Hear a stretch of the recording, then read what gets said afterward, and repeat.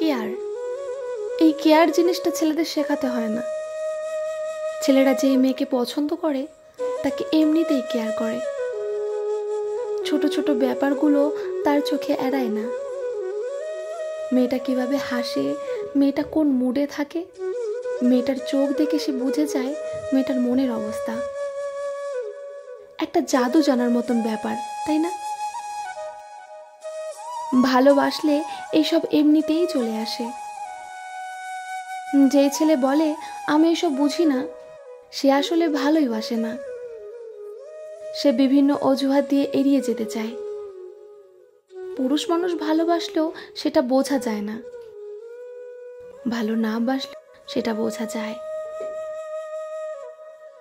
জোর করে কারোর মধ্যে কেয়ার জিনিসটা আনতে পারবে না।